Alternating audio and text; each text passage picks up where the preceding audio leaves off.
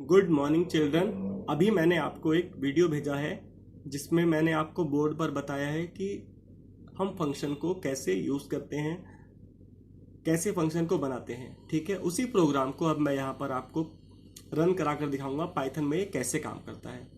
बेटा हमने क्या करा, सबसे पहले जैसे कि मैंने आपको बताया था, एक फंक्शन बनाया, उसका नाम रखा हमने सम के साथ में हमने ब्रैकेट्स में दो पैरामीटर्स पास कर दिए, उनके नाम हमने एक्स और वाई लिख दिए। हम नाम कुछ भी लिख सकते हैं, आप सब जानते हैं। एक वेरिएबल हमने जेड लिया, क्यों लिया बेटा? इन दोनों के सम को स्टोर कराने के लिए, ये भी आप जानते हैं।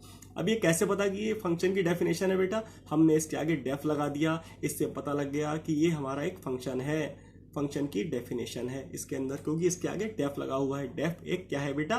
कीवर्ड है। अब ये हमारा डेफ जो फंक्शन है ये क्या कर रहा है? दो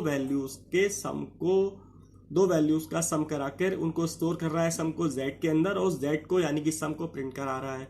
ठीक है, अब मैंने कहा दो वैल्यूज कहां से आएंगी? इसके पास वैल्यूज आएंगी फंक्शन कॉल की हेल्प से। किसकी हेल्प से आएंगी बेटा? फंक्शन कॉल की हेल्प से। फंक्शन कॉल क्या होती है? फंक्शन कॉल का नाम वही होता है जो फंक्शन का नाम होता है, और उसके अंदर क्या होते हैं? आर्ग्यूमेंट पास किए जाते हैं ब्रैकेट के अंदर। यहां पर हमने बेटा दो आर्ग्यूमेंट पास कर दिए, ए और बी। ध्यान रखिएगा, ऊपर जितने पैरामीटर्स हैं उतने ही आर्ग्यूमेंट लेंगे। ऐसा नहीं है कि यहां पर आप एक्स वाई और जेड ले लें, तीन पैरामीटर्स, और यहां पर आर्ग्यूमेंट आपके दो हो, या यहां पर आप ए बी सी ले लें, तीन आर्ग्यूमेंट्स, यहां पर पैरामीटर्स दो हो, तो number of parameters and arguments should be equal. ठीक है, तो हमें दो नंबर्स को सम करना है। ठीक है, तो हमारा ये हमने प्रोग्राम बनाया है। ठीक है, तो ये हमारी फंक्शन कॉल है। चलिए अब कैसे मिलेंगी वैल्यू, ये आप ध्यान से सुनिएगा, आगे आपको इसी वीडियो में समझ में आ जाएगा। ठीक है, चलिए ये हमारा प्रोग्राम जब सेव कराने के बाद बेटा F5 से रन कराएंगे तो यहां से रन करना शुरू होगा, यहां से। तो बेटा A में गया 10 एंड B में गया 20, और उसके बाद ही फंक्शन कॉल आ गई। फंक्शन कॉल में जो हमने ऊपर वेरिएबल लिए थे उनको हमने, ठीक है, लिख दिया आर्ग्यूमेंट की फॉर्म में। ठीक है, यानी कि A में क्या आ गया 10, यहां पर यानी कि A में 10 है और इस B में 20 है। जब बेटा रन करेगा ये, अब क्या हुआ, फंक्शन की जब कॉल हुई, फंक्शन कॉल जब होती है तो बेटा काउंटर सर्च करना शुरू करता है कि इस नाम का फंक्शन प्रोग्राम में कहां पर डिफाइन है। इस नाम का फंक्शन यानी कि यहां पर देखें तो सम नाम का फंक्शन पूरे प्रोग्राम में कहां पर डिफाइन है।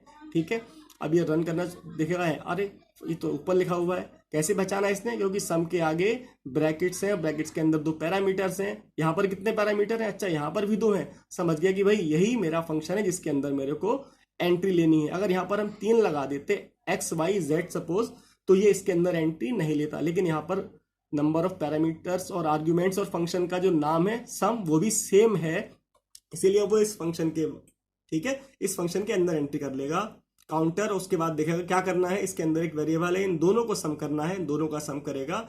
यानी कि यहां पर अब क्या हुआ, देखो बेटा, ए को मिला 10, बी को मिला 20। अब ये क्या होगा, एक ए वाली जो वैल्यू है वो मिलेगी एक्स को, और बी वाली जो वैल्यू है वो मिलेगी वाई को। यानी कि बेटा एक्स को मिल गया ए यानी कि 10, वाई को मिल गया बी यानी कि 20। ठीक है, यानी कि अब ये जेड को मिला 10 + 20, और ये सम हो गया 30। प्रिंट करवा दिया तो आंसर आपका क्या आएगा बेटा? 30 आएगा आंसर। देखते हैं इसको रन करा के। F5 सेव कर देते हैं इसको। चलिए सेव कर दिया बेटा हमने। सम इज 30, सम 30 आ गया, आपने देखा। लेकिन अब आप कहेंगे सर ये फंक्शन हमारा, प्रोग्राम हमारा कहाँ छोटा हुआ, प्रोग्राम तो बड़ा हो गया, 1 2 3 4 5 6 लाइन से। लेकिन जैसे कि मैंने आपको पहले वीडियो में बताया था, मुझे मान लीजिए किसी और वैल्यू का भी सम करना है।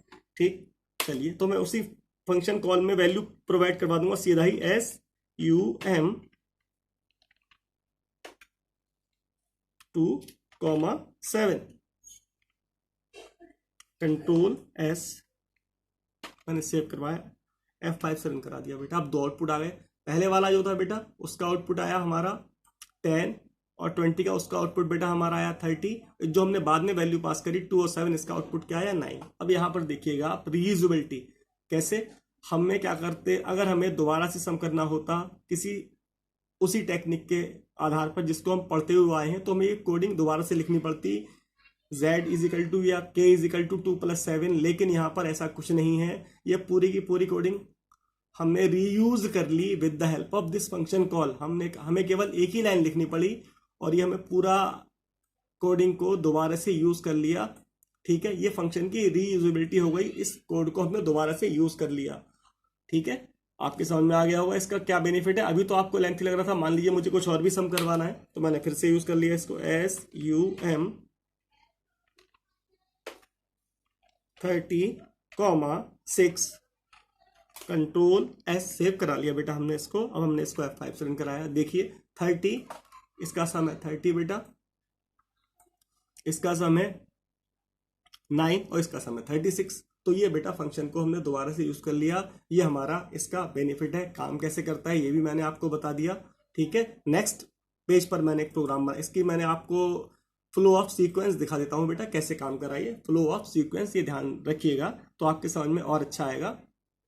ये फर्स्ट लाइन है बेटा, ये second line, third line, fourth line, fifth line, six line. जब ये प्रोग्राम चलता है F5 के बाद रन कराने पर कहां से चलता है बेटा, फर्स्ट ऑफ ऑल ये फोर्थ लाइन से चलेगा। ए में जाएगा 10, बी में जाएगा 20, उसके बाद फंक्शन कॉल, ये 4, 5 एंड 6। उसके बाद ये फंक्शन कॉल से सीधा फंक्शन के पास पहुंचा लाइन फर्स्ट पर।